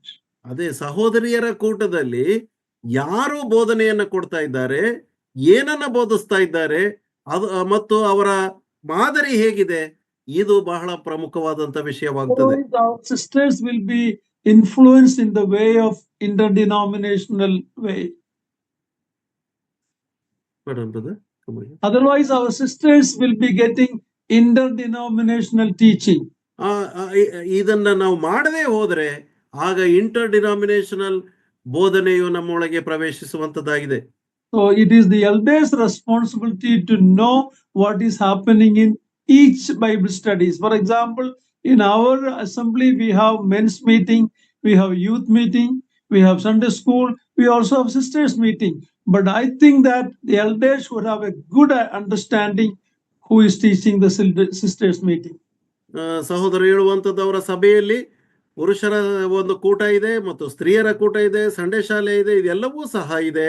ಆದರೆ ಯಾರು ಬೋಧಿಸ್ತಾ ಇದ್ದಾರೆ, ಏನು ಮಾಡ್ತಾ ಇದ್ದಾರೆ ಎಂಬುದು ಸಭಾ ಹಿರಿಯರಿಗೆ ಗೊತ್ತಿರುವಂತ ವಿಷಯವಾಗಿರುತ್ತದೆ. So it is very important, rather than looking at should we have sisters meeting or not, it is important to know who is teaching the sisters. ಆದುದರಿಂದ ಅತಿ ಪ್ರಮುಖವಾಗಿ ಅದು ಹೇಗೆ ನಡೆಯುತ್ತಾ ಇದೆ ಮತ್ತು ಯಾರು ಬೋಧನೆ ಕೊಡ್ತಾ ಇದ್ದಾರೆ, ಏನನ್ನು ಮಾಡ್ತಾ ಇದ್ದಾರೆ ಎಂಬುದು ಬಹಳ ಅತಿ ಮುಖ್ಯವಾದಂತ ವಿಷಯವಾಗ್ತದೆ. Read Jeremiah 8:22. Jeremiah 8:22. ಯೆರೆಮೀಯನ ಗ್ರಂಥ 8ನೇ ಅಧ್ಯಾಯ 22ನೇ ವಚನ. ಯೆರೆಮೀಯನ ಗ್ರಂಥ 8ನೇ ಅಧ್ಯಾಯ ಅದರ 22ನೇ ವಾಕ್ಯ ಹೀಗೆ ಹೇಳ್ತದೆ, ಗಿಲ್ಯಾದಿನಲ್ಲಿ ಔಷಧವಿಲ್ಲವೋ, ಅಲ್ಲಿ ವೈದ್ಯನು ಸಿಕ್ಕನೋ, ನನ್ನ ಪ್ರಜೆ ಎಂಬಾಕೆಗೆ ಏಕೆ ಗುಣವಾಗಲಿಲ್ಲ. Yeah, many of our assemblies, we invite leaders from teachers from other denomination, and especially some of the ministries where they are not so keen on the assembly New Testament principles. ನಾವು ಅನೇಕ ಸಭೆಗಳಲ್ಲಿ ನಾವು ನೋಡ್ತೇವೆ, ಬೇರೆ denomination ನಿಂದ ನಾವು ಸ್ವಾಗತವನ್ನ ಕೋರಿ ಅವರು ಸತ್ಯವೇದಕ್ಕೆ ಅನುಸಾರವಾಗಿ ಬೋಧನೆಯನ್ನ ಕೊಡದವರನ್ನ ನಾವು ಆಹ್ವಾನಿಸುವಂತವರಾಗಿರುತ್ತೇವೆ. That is why I want to ask, is there no balm in Gilead? We have the word of God, we have teachers. Why we have to go outside our assembly circle for inviting people to teach who are not taking a stand on New Testament principles? ಹೊಸ ಒಡಂಬಡಿಕೆಯ ತತ್ವಗಳನ್ನ ಆಧರಿಸಿ ಅದರ ಹಾಗೆ ನಡೆಯದೇ ಇರತಕ್ಕಂತ ಬೇರೆ ಸಹೋದರಿಯರನ್ನ ಆಮಂತ್ರಿಸುವುದಕ್ಕಿಂತ ನಮ್ಮಲ್ಲಿ ನಮ್ಮ ಸಭೆಗಳಲ್ಲಿ ವಾಕ್ಯ ಕೊಡುವಂತವರಿಲ್ಲವೋ, ಅದಕ್ಕೆ ನಾನು ಗಿಲ್ಯಾದಿನಲ್ಲಿ ಔಷಧವಿಲ್ಲವೋ ಎಂಬಂತ ವಾಕ್ಯವನ್ನು ನಾನು ತೆಗೆದುಕೊಂಡಿದ್ದೇನೆ. Yeah, we don't need these teachers. This is not only for sisters meeting. Even in the assembly, sometimes many assemblies invite what do you call it, other Christian ministry people. They come and we give them time in our assemblies where they go to different churches, different denominations, and they come to Brethren Assembly also. That is not a good example. We have balm in Gilead. ನಾವು ಬರೀ ಸಹೋದರಿಯರ ಕೂಟದಲ್ಲಿ ಮಾತ್ರವೇ ಅಲ್ಲ, ನಮ್ಮ ಸಭಾ ಕೂಟಗಳಲ್ಲಿಯೂ ಸಹ ನಾವು ಬೇರೆ ಹೊರಗಡೆಯಿಂದ ಆಹ್ವಾನಿತರನ್ನು ನಾವು ಆಹ್ವಾನಿಸಿ ಅವರಿಂದ ಸರಿಯಾದ ಬೋಧನೆಯನ್ನು ನಾವು ಸ್ವೀಕರಿಸದ ಹಾಗೆ ನಾವು ಅವರನ್ನ ಆಹ್ವಾನಿಸುವುದಕ್ಕಿದ್ದೇವೆ. ಆದರೆ ನಮ್ಮಲ್ಲೇ ಗಿಲ್ಯಾದಿನಲ್ಲೇ ಔಷಧ ಸಿಕ್ಕುವಂತದ್ದಾಗಿದೆ. So when talking about the Sunday school or sisters meeting, this is my conclusion. ಆದುದರಿಂದ ಸಂಡೆ ಶಾಲೆಯಲ್ಲಿ ಬೋಧಿಸುವುದಕ್ಕಾಗಲಿ ಅಥವಾ ಸಹೋದರಿಯರ ಕೂಟದಲ್ಲಿ ಬೋಧಿಸುವುದಕ್ಕಾಗಲಿ ನನ್ನ ಅಂತ್ಯದಲ್ಲಿ ನಾನು ತಿಳಿಸುವಂತ ಅಂತಿಮ ಸಂಗತಿ ಏನೆಂದರೆ, it is my view and conviction, ಮತ್ತು ಇದು ನನ್ನ ವೈಯಕ್ತಿಕ ಭಾವನೆ ಇದಾಗಿದೆ ಮತ್ತು ನನ್ನ ವೈಯಕ್ತಿಕ ಸಲಹೆ ಇದಾಗಿದೆ. Each assembly elders are responsible how a local assembly's meeting has to happen. ಪ್ರತಿಯೊಂದು ಸಭೆಯಲ್ಲಿ ಪ್ರತಿಯೊಂದು ಕೂಟವು ಹೇಗೆ ನಡೆಯುತ್ತಾ ಇದೆ ಎಂಬುದನ್ನ ಗಮನಿಸುವಂತದ್ದು ಅಲ್ಲಿನ ನಾಯಕರ ಹಿರಿಯರ ಜವಾಬ್ದಾರಿಕೆಯಾಗಿರುತ್ತದೆ. Sisters meeting also should be under the guidance and leading of the elders. ಸಹೋದರಿಯರ ಕೂಟವಿದ್ದರೂ ಸಹ ಅದು ಆ ಸಭಾ ಹಿರಿಯರ ಮಾರ್ಗದರ್ಶನದಲ್ಲಿ ಅವರಿಗೆ ಗೊತ್ತಾಗುವ ರೀತಿಯಲ್ಲಿ ಅದು ನಡೆಯುವಂತದ್ದಾಗಿರಬೇಕು. Oh, those sisters meeting like that is not in the Bible. Don't make a big issue and bring division in our assemblies about sisters meeting. ಅಂತ ಸಹೋದರಿಯರ ಕೂಟದ ಕುರಿತಾಗಿ ಸತ್ಯವೇದದಲ್ಲಿ ಇಲ್ಲದಿದ್ದರೂ ಸಹ ಅದನ್ನ ಒಂದು ದೊಡ್ಡ ಪ್ರಮಾದವಾಗಿ ಮಾಡಿ ಸಭೆಗಳನ್ನು ಒಡೆಯುವ ರೀತಿಯಲ್ಲಿ ಯಾವುದೇ ಕಾರ್ಯಗಳು ಆಗಬಾರದು. Please don't do that. ದಯಮಾಡಿ ಆ ರೀತಿಯಾಗಿ ಸಭೆ ಒಡೆಯುವಂತ ಕಾರ್ಯಗಳನ್ನ ನೀವು ಮಾಡಬೇಡ್ರಿ. Secondly, these meetings have its benefits, but it should be, like I said, done by people or sisters who are sound in the word of God and they have good testimony in their personal life. ಇದು ಅನೇಕ ಲಾಭಗಳು ಸಹೋದರಿಯರ ಕೂಟದಲ್ಲಿ ಇರುವಂತದ್ದಾಗಿದೆ.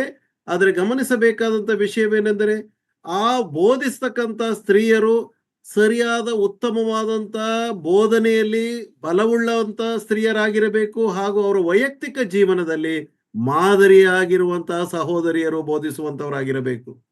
In everything, we just talked about the sisters' dress and all that. Are they examples for the younger sisters and children? That's very important.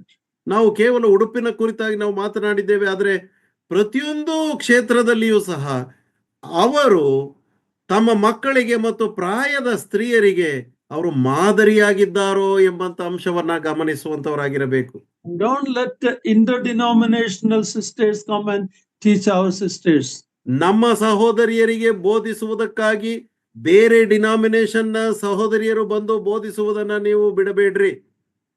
Most importantly, let the elders have a guidance in the meetings of the sisters. ಬಹಳ ಪ್ರಮುಖವಾಗಿ ಸಭಾ ಹಿರಿಯರು ಸಹೋದರಿಯರ ಕೂಟದಲ್ಲಿ ಯಾರು ಬೋಧಿಸುತ್ತಾರೆ, ಹೇಗೆ ಬೋಧಿಸುತ್ತಾರೆ, ಅವರ ಮಾದರಿ ಹೇಗಿದೆ ಎಂಬುದನ್ನು ಗಮನಿಸುವಂತವರಾಗಿರಬೇಕು. Sisters can teach younger sisters on family life as we read there, and let the elders teach the doctrines in the meetings of the assembly. ಸಹೋದರಿಯರು ಪ್ರಾಯದ ಸ್ತ್ರೀಯರಿಗೆ ಕುಟುಂಬದ ಮತ್ತು ಅಲ್ಲಿ ನಡವಳಿಕೆಯ ಕುರಿತಾಗಿ ಅವರು ಬೋಧಿಸಲಿ, ಆದರೆ ಇವರೆಲ್ಲರಿಗೂ ಸಾಮಾನ್ಯ ಸಭಾಕೂಟದಲ್ಲಿ ಹಿರಿಯರು ಬೋಧನೆಯನ್ನ ನೀಡುವಂತವರಾಗಿರಬೇಕು. Even men who are good in teaching can be called to the sisters' meeting to take lessons for sisters. Nothing wrong with that. ಸಹೋದರಿಯರ ಕೂಟದಲ್ಲಿ ಚೆನ್ನಾಗಿ ವಾಕ್ಯ ಬಲ್ಲಂತ ಸಹೋದರರು ಹೋಗಿ ವಾಕ್ಯ ಕೊಡುವುದರಲ್ಲಿ ತಪ್ಪಿಲ್ಲ. Let me suggest like this. ನಾನು ಈ ರೀತಿಯಾಗಿ ಸಲಹೆ ನೀಡ್ತೇನೆ. Let the sisters start the meeting, they can sing, they can pray, they can give their testimony. When the meeting time comes for the teaching, in that time the brother can come inside and teach and then he can go. ಸಹೋದರಿಯರ ಕೂಟದಲ್ಲಿ ಈ ರೀತಿ ಮಾಡಬಹುದು. ಇದು ಸಲಹೆ. ಹಾಡುವುದರಲ್ಲಿ, ಪ್ರಾರ್ಥನೆ ಮಾಡುವುದರಲ್ಲಿ ಮತ್ತು ಕೂಟದ ಪ್ರಾರಂಭಿಕ ಚಟುವಟಿಕೆಗಳನ್ನ ಸಹೋದರಿಯರು ಪ್ರಾರಂಭಿಸಿ ದೇವರ ವಾಕ್ಯವನ್ನು ಕೊಡುವಂತ ಸಮಯ ಬಂದಾಗ ಒಬ್ಬ ಸಹೋದರನು ಬಂದು ವಾಕ್ಯ ಕೊಟ್ಟು ನಂತರ ಆತನು ಹೊರಗೆ ಹೋಗಬಹುದು. And then you can continue praying because you don't want to pray when the brother is there. ಮತ್ತು ನೀವು ಪ್ರಾರ್ಥನೆಯನ್ನ ಸಹೋದರಿಯರು ಮುಂದುವರೆಸಬಹುದು, ಯಾಕಂದ್ರೆ ಸಹೋದರನು ಇರುವಂತ ಸಂದರ್ಭದಲ್ಲಿ ಅದು ಆಗ್ಲಿಕ್ಕೆ ಸಾಧ್ಯವಿಲ್ಲ. So you can do it. We need discernment for all of this. Vivechana. We need discernment in how to handle a sisters meeting. ಆದುದರಿಂದ ಒಂದು ಸಹೋದರಿಯರ ಕೂಟ ನಡೆಯುವಂತದಲ್ಲಿ ಬಹಳ ವಿವೇಚನೆಯಿಂದ ನಾವು ನಡ್ಕೊಳ್ಳುವಂತವರಾಗಿರಬೇಕು. This meeting itself is not wrong, but as long as it don't violate biblical principles. ಸಹೋದರಿಯರ ಕೂಟವು ಅದು ನಡೆಸುವಂತ ತಪ್ಪಿಲ್ಲ, ಆದರೆ ಸತ್ಯವೇದಕ್ಕೆ ಅನುಸಾರವಾಗಿ ನಡೆಯುವವರೆಗೆ ಅದನ್ನ ಮಾಡಿಕೊಂಡು ಹೋಗುವುದರಲ್ಲಿ ಯಾವ ಅಡ್ಡಿ ಇಲ್ಲ. This is where the elders have to take their role, their leadership, their responsibility very, very seriously. ಬಹಳ ಗಂಭೀರವಾದಂತ ಜವಾಬ್ದಾರಿಯುತವಾದಂತ ಮೇಲುಸ್ತುವಾರಿಯನ್ನ ಸಭಾ ಹಿರಿಯರು ಅವರು ಮಾಡುವಂತವರಾಗಿರಬೇಕು. It is dangerous to give sisters meeting to sisters who are not sound in the word, who are not an example, and the elders have no idea what's happening in the sisters meeting. That's dangerous. ಯಾವುದು ಅಪಾಯಕಾರಿ ಎಂಬುದಾಗಿ ಹೇಳಿದ್ರೆ, ಮಾದರಿ ಇಲ್ಲದಂತ ಸ್ತ್ರೀಯರು ಅಥವಾ ಭಕ್ತಿಯಲ್ಲಿ ದೇವರ ವಾಕ್ಯವನ್ನ ಸ್ವಸ್ಥ ಬೋಧನೆಯನ್ನ ತಿಳಿಯದೇ ಇರುವಂತ ಸ್ತ್ರೀಯರು ಹಾಗೇನಾದ್ರೂ ಬೋಧಿಸುವಾಗ ಅಥವಾ ಅಲ್ಲಿ ಏನ್ ನಡೀತಾ ಇದೆ ಎಂಬುದಾಗಿ ಹಿರಿಯರಿಗೆ ಗೊತ್ತಿಲ್ಲದೆ ಇರುವಾಗ ಅದು ಅಪಾಯಕಾರಿಯಾದಂತಹ ಸಂಗತಿಯಾಗಿರ್ತದೆ. I hope you will go through this and discernmently make the decision each assembly. ಪ್ರತಿಯೊಂದು ಸಭೆಯಲ್ಲಿ ಇದನ್ನೆಲ್ಲ ಆಲೋಚಿಸಿ ಸರಿಯಾದ ವಿವೇಚನೆಯಿಂದ ನೀವು ನಡ್ಕೊಳ್ಳುತ್ತೀರಿ ಎಂಬುದಾಗಿ ನಾನು ನಂಬುತ್ತೇನೆ. Okay, let's with that because I heard these days this is causing problem in some assembly. Some brothers are telling there should not be sisters meeting. Some are telling it is okay, it's okay. And don't divide the assembly over this, but handle it very discerningly. ನಾನು ಇದರ ಕುರಿತಾಗಿ ನಾನು ಕೇಳಿಸಿಕೊಂಡದ್ರಿಂದ ನಿಮ್ಮೊಂದಿಗೆ ಹಂಚಿಕೊಂಡಿದ್ದೇನೆ. ಕೆಲವರು ಹೇಳ್ತಾರೆ ಸಹೋದರಿಯರ ಕೂಟ ಇರಬಾರದು, ಕೆಲವು ಸಹೋದರಿಯರು ಈ ರೀತಿಯಾಗಿ ಮಾಡ್ತಾರೆ ಎಂಬುದಾಗಿ ಕೇಳಿಸಿಕೊಂಡಿದ್ದೇನೆ. ಆದರೆ ಸರಿಯಾದ ವಿವೇಚನೆಯಿಂದ ಇದನ್ನ ನಿಯಂತ್ರಿಸಿ ಹಿರಿಯರ ಸುಪರ್ದಿನಲ್ಲಿ ಇದು ನಡೆಯುವಾಗ ದೇವರಿಗೆ ಮಹಿಮೆ ಉಂಟಾಗುವಂತದ್ದಾಗಿದೆ. Somebody asked a question about Philip's for prophesying daughters. That question is now came in the group. Group ನಲ್ಲಿ ಒಂದು ಪ್ರಶ್ನೆ ನನ್ನನ್ನು ಯಾರೋ ಕೇಳಿದರು. ಅದೇನೆಂದ್ರೆ, ಫಿಲಿಪ್ಪನ ಬೋಧಿಸುವಂತ ಹೆಣ್ಣು ಮಕ್ಕಳಿದ್ದರಲ್ಲ ಎಂಬುದಾಗಿ, ಪ್ರವಾದಿಸುವ ಹೆಣ್ಣು ಮಕ್ಕಳು ಫಿಲಿಪ್ಪನಿಗಿದ್ದರು ಎಂಬುದಾಗಿ ಅಪೊಸ್ತಲರ ಕೃತ್ಯದಲ್ಲಿ ನೋಡ್ತೇವೆ. What we can read from the passage, ಆ ಒಂದು ವಾಕ್ಯ ಭಾಗದಲ್ಲಿ ನಾವು ಓದುವುದೇನೆಂದ್ರೆ, we don't read about them prophesying to any brothers. ಅಲ್ಲಿ ಅವರು ಯಾವ ಸಹೋದರರ ನಡುವೆ ಅವರು ಪ್ರವಾದಿಸುತ್ತಿದ್ದರು ಎಂಬುದಾಗಿ ನಾವು ಅಲ್ಲಿ ನೋಡ್ತಾ ಇಲ್ಲ.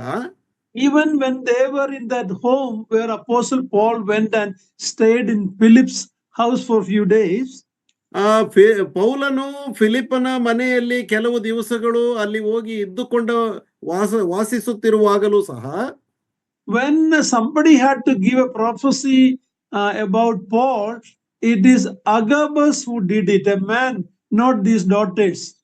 ಅಲ್ಲಿ ಪೌಲನ ಕುರಿತಾಗಿ ಪ್ರವಾದನೆ ಹೇಳಬೇಕಾಗಿದ್ದರೂ ಸಹ ಅಲ್ಲಿ ಒಬ್ಬ ಪುರುಷನು, ಅಗಬನೆಂಬ ಪುರುಷನು ಪ್ರವಾದಿಸಿದನೇ ಹೊರತು ಫಿಲಿಪ್ಪನ ಹೆಣ್ಣು ಮಕ್ಕಳು ಪ್ರವಾದಿಸಲಿಲ್ಲ.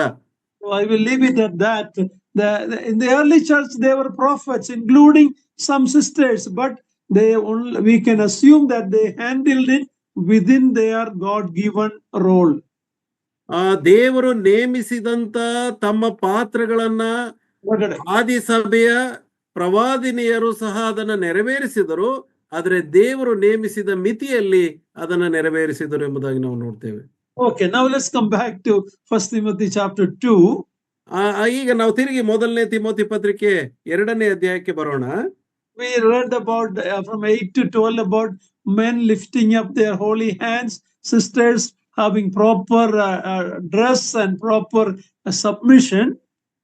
ಇಲ್ಲಿ ನಾವು ಪುರುಷರು ಭಕ್ತಿಪೂರ್ವಕವಾಗಿ ಕೈಗಳನ್ನೆತ್ತಿ ಪ್ರಾರ್ಥಿಸುವುದ ಕುರಿತಾಗಿ ಮತ್ತು ಸ್ತ್ರೀಯರು ಸರಿಯಾದ ಉಡುಪನ್ನು ಉಟ್ಟುಕೊಳ್ಳುವುದು ಮತ್ತು ಉಪದೇಶ ಕೇಳುವುದನ್ನ ಕುರಿತಾಗಿ ನಾವು ಕಲಿತೆವು. No authority to teach the church. ಮತ್ತು ಸಭೆಯಲ್ಲಿ ಸ್ತ್ರೀಯರಿಗೆ ಉಪದೇಶ ಮಾಡುವುದಕ್ಕೆ ಯಾವ ಅಧಿಕಾರ ಇಲ್ಲ ಎಂಬುದನ್ನು ಕೇಳಿಸಿಕೊಂಡಿದ್ದೇವೆ. Now let's look at verse 13 and 14. What reasons Paul is giving for this? ಇದಕ್ಕೆ ಕಾರಣವಾಗಿ ಪೌಲನು ಯಾವ ಕಾರಣಗಳನ್ನು ಕೊಡ್ತಾನೆ ಎಂಬುದಾಗಿ 13 ಮತ್ತು 14ನೇ ವಚನಗಳಲ್ಲಿ ನಾವು ನೋಡ್ತೇವೆ. ಮೊದಲನೇ ತಿಮೋತಿ ಪತ್ರಿಕೆ 2ನೇ ಅಧ್ಯಾಯ 13 ಮತ್ತು 14ನೇ ವಚನ. What biblical reason Paul is giving? ಪೌಲನು ಸತ್ಯವೇದಕ್ಕನುಸಾರವಾದಂತ ಕಾರಣಗಳನ್ನ, ಸ್ತ್ರೀಯರು ಮೌನವಾಗಿರಬೇಕು ಯಾಕೆ ಎಂಬುದಾಗಿ ಇಲ್ಲಿ ಕಾರಣವನ್ನು ಕೊಡುವಾತನಾಗಿದ್ದಾನೆ. 13ನೇ ವಚನ 14ನೇ ವಚನ. ಅವರು ಮೌನವಾಗಿರಬೇಕು. ಮೊದಲು ನಿರ್ಮಿತನಾದವನು ಆದಾಮನಲ್ಲವೇ, ಆಮೇಲೆ ಹವ್ವಳು. ಇದಲ್ಲದೆ ಆದಾಮನು ವಂಚನೆಗೆ ಒಳಬೀಳಲಿಲ್ಲ, ಸ್ತ್ರೀಯು ವಂಚನೆಗೆ ಒಳಬಿದ್ದು ಅಪರಾಧಿಯಾದಳು.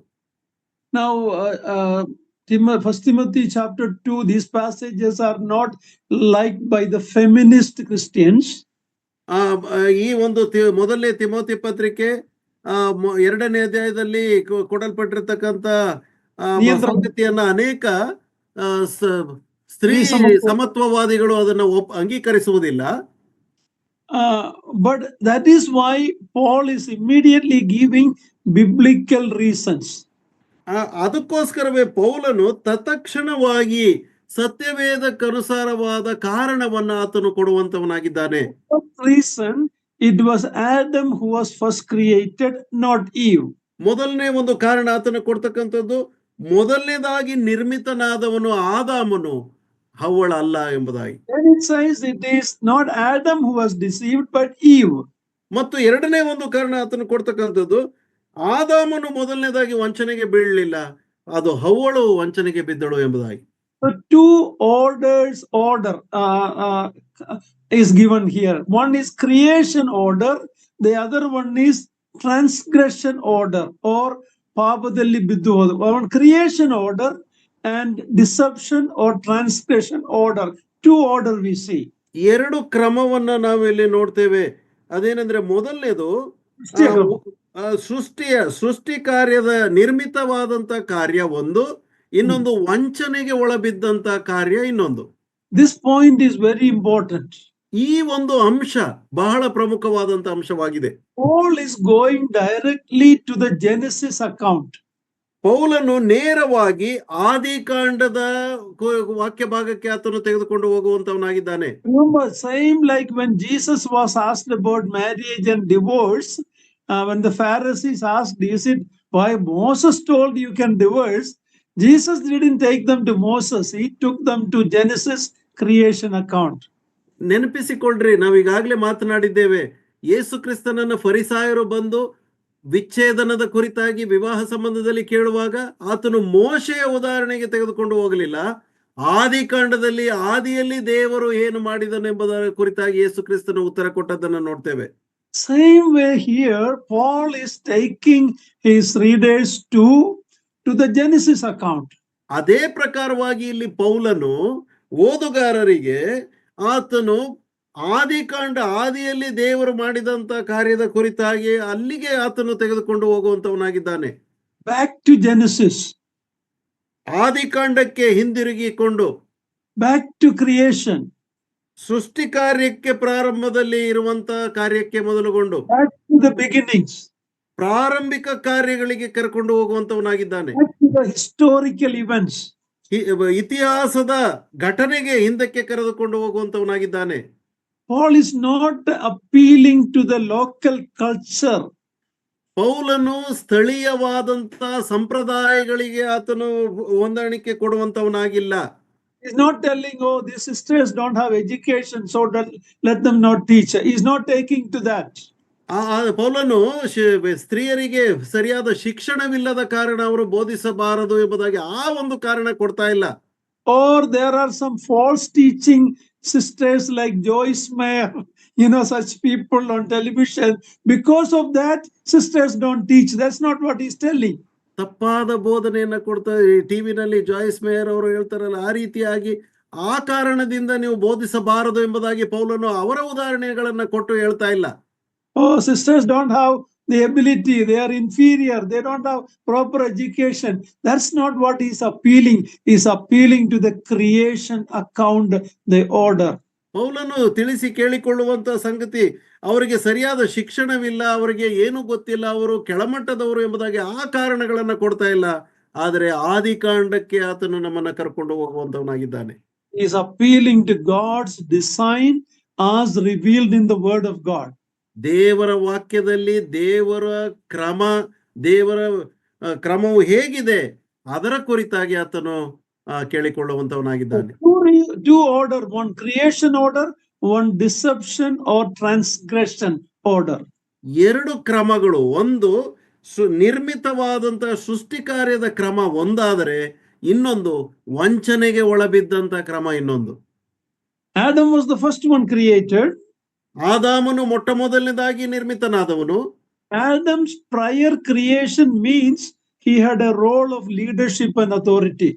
ಆದಾಮನನ್ನ ಮೊದಲನೇದಾಗಿ ನಿರ್ಮಿಸಿದನು ಎಂಬುದಾಗಿ ಹೇಳುವಾಗ ದೇವರು ಅಲ್ಲಿ ಆತನಿಗೆ ಇರ್ತಕ್ಕಂತ ನಾಯಕತ್ವ ಮತ್ತು ಆತನಿಗಿರ್ತಕ್ಕಂತ ಆಡಳಿತವನ್ನ ಕುರಿತಾಗಿ ತಿಳಿಸುವಂತದ್ದಾಗಿದೆ. He was the first formed human being. ಆತನು ಮಾನವರಲ್ಲಿ ಮೊಟ್ಟ ಮೊದಲನೇದಾಗಿ ಉಂಟಾದಂತ ಮನುಷ್ಯನು ಆದಾಮನು. He represents all males. ಎಲ್ಲಾ ಪುರುಷರನ್ನ ಆತನು ಪ್ರತಿನಿಧಿಸುವಂತವನಾಗಿದ್ದಾನೆ. He is also the federal head of humanity. ಮಾನವ ಕುಲಕ್ಕೆ ಫೆಡರಲ್ ಹೆಡ್. ಇಡೀ ಮನುಕುಲದ ಶಿರಸ್ಸಾಗಿ ಆದಾಮನಿದ್ದಾನೆ. So he was also the head in the first marriage relationship in the Garden of Eden. Eden ತೋಟದಲ್ಲಿ ಮೊಟ್ಟ ಮೊದಲನೇ ಕುಟುಂಬ ಜೀವನದ ವಿವಾಹ ಜೀವನದ ಶಿರಸ್ಸು ಸಹ ಆದಾಮನೇ ಆಗಿದ್ದಾನೆ. This explains why women are not to teach or exercise authority over man. ಇದು ಆದುದರಿಂದಲೇ ಪುರುಷನ ಸೇರುವಿಕೆಯಲ್ಲಿ ಸ್ತ್ರೀಯು ಬೋಧಿಸಬಾರದು ಎಂಬುದಾಗಿ ಒಪ್ಪುವಂತ ಒಂದು ಸಂಗತಿ ಇದಾಗಿದೆ. If you do it, it contradicts God's creation design for the sexes. ಇದನ್ನ ನೀವು ವಿರೋಧಿಸುವಾಗ ದೇವರು ಲಿಂಗ ತಾರತಮ್ಯದಲ್ಲಿ ತನ್ನ ಯೋಜನೆಯಲ್ಲಿ ಹೇಗೆ ಉಂಟು ಮಾಡಿದ್ದಾನೆ ಅದನ್ನ ನಾವು ಬದಲಾಯಿಸುವಂತವರಾಗಿದ್ದೇವೆ. Yeah, just like the household of God, in the house, in the ಮನೆಗಳಲ್ಲಿ ಹೇಗೆ ಪುರುಷನು ಶಿರಸಾಗಿದೆಯೋ, the same way the local church teaching and leading is for men. ಒಂದು ಮನೆಯಲ್ಲಿ ಪುರುಷನು ಹೇಗೆ ನಾಯಕನಾಗಿದ್ದಾನೋ ಅದೇ ಪ್ರಕಾರವಾಗಿ ಸ್ಥಳೀಯ ಸಭೆಯಲ್ಲಿ ಪುರುಷರು ನಾಯಕರಿರಬೇಕು. Second order is the deception order. Eve was the one who was deceived. ಇನ್ನೊಂದು ಕ್ರಮವು ಅಲ್ಲಿ ತಿಳಿಸಲ್ಪಟ್ಟಿರ್ತಕ್ಕಂಥದ್ದು ವಂಚನೆಗೆ ಒಳಬಿದ್ದಂತ ಕ್ರಮ. ಅದರಲ್ಲಿ ಮೊದಲನೇದಾಗಿ ವಂಚನೆಗೆ ಒಳಬಿದ್ದವಳು ಹವ್ವಳು ಆಗಿದ್ದಳು. Now Paul is showing a powerful negative example. ಇಲ್ಲಿ ಪೌಲನು ಋಣಾತ್ಮಕವಾದಂತ ಒಂದು ಉದಾಹರಣೆಯನ್ನ ಆತನು ಕೊಡುವಂತವನಾಗಿದ್ದಾನೆ. He uses Eve's deception in the garden to illustrate the danger of male female role reversal. ಅಂದ್ರೆ ಆ ಪುರುಷನ ಸ್ತ್ರೀಯ ರೋಲ್ ರಿವರ್ಸ್ ಮಾಡುವಾಗ ಬರುವ ಕೇಡು ಏನೆಂದು through this example he showing. ಈ ಉದಾಹರಣೆ ವಂಚನೆಗೆ ಒಳಬಿದ್ದಂತ ಉದಾಹರಣೆಯ ಮೂಲಕ ಸ್ತ್ರೀಯು ಮತ್ತು ಪುರುಷನು ತಮ್ಮ ತಮ್ಮ ಪಾತ್ರಗಳನ್ನ ಬದಲಾಯಿಸಿಕೊಂಡರೆ ಉಂಟಾಗುವಂತ ಅಪಾಯದ ಕುರಿತಾಗಿ ಪೌಲನಲ್ಲಿ ತಿಳಿಸುವಾತನಾಗಿದ್ದಾನೆ. Adam was not deceived by Satan, but Eve was deceived by Satan. ಸೈತಾನನಿಂದ ಆದಾಮನು ವಂಚನೆಗೆ ಬೀಳಲಿಲ್ಲ, ಅದು ಸೈತಾನನಿಂದ ಹವ್ವಳು ವಂಚನೆಗೆ ಬಿದ್ದಳು. In Genesis chapter 3, ಆದಿಕಾಂಡ 3ನೇ ಅಧ್ಯಾಯದಲ್ಲಿ if you look at what happened there, ಅಲ್ಲಿ ಏನು ಸಂಭವಿಸಿತು ಎಂಬುದನ್ನು ನೀವು ಗಮನಿಸುವುದಾದರೆ Satan very shrewdly, ಅಂದ್ರೆ ಜಾಣತನದಿಂದ circumvented Adam, ಅಂದ್ರೆ ಆದಾಮನನ್ನು ಬಿಟ್ಟು he went to Eve. ಸೈತಾನನು ಬಹಳ ಯುಕ್ತಿಯಿಂದ ಆತನು ಆದಾಮನನ್ನ ಪಕ್ಕಕ್ಕೆ ಸರಿಸಿ ಹವ್ವಳನ್ನ ಭೇಟಿ ಮಾಡಿ ವಂಚನೆಯನ್ನ ನೀಡುವಂತದನ್ನು ನೋಡ್ತೇವೆ. Adam, the one God created to lead in that relationship, he bypassed him. ಆದಾಮನು ನಾಯಕನಾಗಿ ಇರಬೇಕು ಎಂಬುದಾಗಿ ದೇವರು ನೇಮಿಸಿದ ಕ್ರಮವನ್ನ ಅದನ್ನ ತಪ್ಪಾಗಿ ಸೈತಾನನು ಬಳಸಿಕೊಂಡನು. ಅವನನ್ನು ಆದಾಮನನ್ನು ಪಕ್ಕಕ್ಕೆ ಬಿಟ್ಟು he went to Eve. ಆದಾಮನ ನಾಯಕತ್ವವನ್ನ ಪಕ್ಕಕ್ಕಿಟ್ಟು ಸೈತಾನನು ಹವ್ವಳ ಬಳಿಗೆ ಆತನು ಬಂದನು. Satan rightly perceived, understood she is the more susceptible of the two for deception. ಅಂದ್ರೆ ವಂಚನೆಗೆ ಒಳಗಾಗುವ ನೋಡಿದ್ರೆ ಸುಲಭವಾಗಿ ಆಗುವ ವ್ಯಕ್ತಿ ಅವಳೆಂದು ಅವನಿಗೆ ಗೊತ್ತಾಯ್ತು. he understood that. ಸೈತಾನನಿಗೆ ಚೆನ್ನಾಗಿ ಗೊತ್ತಾಯ್ತು ಇದರಲ್ಲಿ ಒಳ್ಳೆ ಚೆನ್ನಾಗಿ ಸಿಕ್ತಕ್ಕಂಥವಳು ಸ್ತ್ರೀಯೇ ಹೊರತು ಪುರುಷನಲ್ಲ ಎಂಬುದಾಗಿ ಸೈತಾನನಿಗೆ ಗೊತ್ತಿತ್ತು. Now in Genesis 3:13, Eve herself admits that I was deceived by Satan. ಅವಳೇ ಅಡ್ಮಿಟ್ ಮಾಡಿದ್ರು. ಅಲ್ಲಿ ಆದಿಕಾಂಡ 3ನೇ ಅಧ್ಯಾಯ 13ನೇ ವಚನದಲ್ಲಿ ಸ್ತ್ರೀಯು ತಾನೇ ಒಪ್ಪಿಕೊಳ್ತಾಳೆ, ನಾನು ಸೈತಾನನ್ನು ನನ್ನನ್ನು ಆ ಸರ್ಪವು ನನ್ನನ್ನು ವಂಚಿಸಿತು ಎಂಬುದಾಗಿ ಅವಳೇ ಹೇಳಿಕೊಳ್ತಾಳೆ. I'll finish in 2 minutes. ನಾನು ಇನ್ನೆರಡು ನಿಮಿಷದಲ್ಲಿ ಮುಗಿಸ್ತೇನೆ. Although God created Adam to the leader in the couple, in the family, ಆ ಇಬ್ಬರು ನಡುವೆ ದೇವರು ಆದಾಮನನ್ನ ನಾಯಕನನ್ನಾಗಿ ಇಟ್ಟಿದ್ದರೂ ಸಹ Eve acted first, ate it, and then invited Adam to eat from the forbidden tree. ಹವ್ವಳು ನಿರ್ಬಂಧಿತವಾದಂತಹ ಹಣ್ಣನ್ನ ತಿನ್ನುವುದರಲ್ಲಿ ಆದಾಮನಿಗಿಂತ ಮುಂದಾಗಿ ತಾನು ತಿಂದು ನಂತರ ಆದಾಮನನ್ನ ತಿನ್ನುವುದಕ್ಕೆ ಆಹ್ವಾನಿಸಿದಳು. What happened there? ಅಲ್ಲಿ ಏನು ಸಂಭವಿಸಿತು? The result of her initiative was not self-improvement for her, but self-deception. ಅವಳು ಅದರಿಂದ ಇಂಪ್ರೂವ್ ಆಗಿಲ್ಲ, she was deceived and fell. ಅವಳು ತೆಗೆದುಕೊಂಡಂತ ಈ ತೀರ್ಮಾನದಲ್ಲಿ ಅವಳು ಪ್ರಗತಿಯನ್ನ ಕಾಣಲಿಲ್ಲ, ಆದರೆ ಬೀಳುವಿಕೆ ಸೋಲುವಿಕೆಗೆ ಅವಳು ಒಳಬಿದ್ದಳು. Deception, sin, shame and pain came. ಅಲ್ಲಿ ವಂಚನೆ ಮತ್ತು ಪಾಪವು ಪ್ರವೇಶವಾಯಿತು ಮತ್ತು ನೋವು ಬಂದಿತು, ನಾಚಿಕೆಯೂ ಸಹ. So people should not take lightly God's order for male and female. ಆದುದರಿಂದ ಜನರು ಪುರುಷ ಮತ್ತು ಸ್ತ್ರೀಯರ ಕ್ರಮ ದೇವರು ಏನ್ ನೇಮಿಸಿದ್ದಾನೋ ಅದನ್ನು ಹಗುರವಾಗಿ ತೆಗೆದುಕೊಳ್ಳಬಾರದು. Both in the family and in the family of God, which is the local assembly. ಅದು ಕುಟುಂಬವಾದರೂ ಆಗಿರಬಹುದು ಅಥವಾ ದೇವರ ಕುಟುಂಬ ಸಭೆ ಸ್ಥಳೀಯ ಸಭೆಯಲ್ಲಿ ಆದರೂ ಸಹ ಆಗಿರಬಹುದು. This, as we close here today, this has nothing to do with our value. Men and women are equal before God, but God-given roles are different. If we try to mix it and violate it, we will never improve. We will only go down. ನಾವು ಮುಗಿಸುವುದಕ್ಕಿಂತ ಮುಂಚಿತವಾಗಿ ನಾವು ಯೋಚಿಸಿದಂತಹ ವಿಷಯ, ಪುರುಷ ಮತ್ತು ಸ್ತ್ರೀಯರು ಸಮಾನರಾಗಿದ್ದರೂ ಸಹ ದೇವರ ಕ್ರಮವನ್ನ ನಾವು ಮೀರಬಾರದು. ಹಾಗೇನಾದರೂ ಆದರೆ ನಾವು ಅಭಿವೃದ್ಧಿಯನ್ನು ಹೊಂದುವುದಿಲ್ಲ. ನಾವು ನಮ್ಮ ವಂಚನೆಗೆ ಒಳಬಿದ್ದು ನಾವು ನಾಶನಕ್ಕೆ ನಾವು ಒಳಗಾಗುವಂತವರಾಗಿದ್ದೇವೆ. Read verse 15 lastly, verse 15, 1 Timothy 2:15. With that we will close. ಮೊದಲನೇ ತಿಮೋಥಿ ಪತ್ರಿಕೆ 2:15 ವಚನ ಕೊನೆಯದಾಗಿ, ಆದರೂ ಸ್ತ್ರೀಯರು ಮಾನಸ್ಥೆಯರಾಗಿ ನಂಬಿಕೆಯಲ್ಲಿಯೂ ಪ್ರೀತಿಯಲ್ಲಿಯೂ ಪರಿಶುದ್ಧತೆಯಲ್ಲಿಯೂ ನೆಲೆಗೊಂಡಿದ್ದರೆ ಮಕ್ಕಳನ್ನು ಹೆರುವುದರಲ್ಲಿ ರಕ್ಷಣೆ ಹೊಂದುವರು. This is a difficult passage to clearly interpret. ಇದೊಂದು ವ್ಯಾಖ್ಯಾನ ಮಾಡಲಿಕ್ಕೆ ಸ್ವಲ್ಪ ಕಷ್ಟವಾದ ವಾಕ್ಯ. ಆದರೂ this is what Paul is telling. ಇದು ಸ್ವಲ್ಪ ಕಷ್ಟಕರವಾದ, ಅರ್ಥ ಮಾಡಿಕೊಳ್ಳಲು ಕಷ್ಟಕರವಾದ ವಾಕ್ಯವಾದರೂ ಪೌಲನು ಇಲ್ಲಿ ಅರ್ಥೈಸುವುದೇನೆಂದರೆ, after telling about the creation order and the deception order, ಇಲ್ಲಿ ಮನುಷ್ಯ ನಿರ್ಮಾಣ ಕಾರ್ಯ ಮತ್ತು ವಂಚನೆಗೆ ಒಳಬಿದ್ದಂತ ಕಾರ್ಯಗಳನ್ನು ವಿವರಿಸಿದ ನಂತರ verse 15 is telling this. Paul is encouraging women to find safety from satanic deception by finding fulfillment in her primary call as wife and mother and homemaker. ಅಂದ್ರೆ ನನ್ನ ಬ್ರದರ್ ತುಂಬಾ ಉದ್ದವಾಗಿರೋದ್ರಿಂದ ಪೌಲನ ಸಹೋದರಿಯರಿಗೆ ಹೇಳುವುದೇನೆಂದ್ರೆ, ಏದೆನ್ ತೋಟದಲ್ಲಿ ಆಗಿದ್ದರೂ ನೀವು ನಿಮಗೂ ದೇವರು ಕೊಟ್ಟ ಒಂದು ಹೆಂಡತಿಯಾಗಿ, ತಾಯಾಗಿ, ಮನೆ ಕಟ್ಟುವಳಾಗಿ ನಿಮ್ಮ ಮೊದಲನೇ ಜವಾಬ್ದಾರಿ ತಗೊಂಡ್ರೆ ಅದರಲ್ಲಿ you will find self fulfillment from God. ಅದರ ನೀವು ಹೇಳಿ ಮುಕ್ತಾಯ ಮಾಡಿ. ಈಗ ನಾವು ವಂಚನೆಗೆ ಒಳಬಿದ್ದಲು ನಿಜ, ಆದರೆ ಒಬ್ಬ ತಾಯಿಯಾಗಿ, ಒಬ್ಬ ಹೆಂಡತಿಯಾಗಿ ಆಕೆ ತನಗೆ ಮನೆ ಕಟ್ಟುವವಳಾಗಿ ತನ್ನಗೆ ನೇಮಿಸಿದಂತ ಕಾರ್ಯಗಳನ್ನ ನಿರ್ವಹಿಸುವುದರಲ್ಲಿ ಅದರಲ್ಲಿ ಒಂದು ಪರಿಪೂರ್ಣತೆಯನ್ನ ನಾವು ಕಂಡುಕೊಳ್ಳಬಹುದು ಎಂಬುದಾಗಿ ಪೌಲನು ತಿಳಿಸುವಂತವನಾಗಿದ್ದಾನೆ. Sisters can find fulfillment in fulfilling the main role God has given them. ದೇವರು ಸಹೋದರಿಯರಿಗೆ ಕೊಟ್ಟಿರುವಂತ ಅವರ ಪಾತ್ರವನ್ನ ಸರಿಯಾಗಿ ನಿರ್ವಹಿಸುವಾಗ ಅಲ್ಲಿ ಪರಿಪೂರ್ಣತೆಯನ್ನ ಕಂಡುಕೊಳ್ಳುವಂತದ್ದು ನಾವು ಕಾಣಬಹುದು.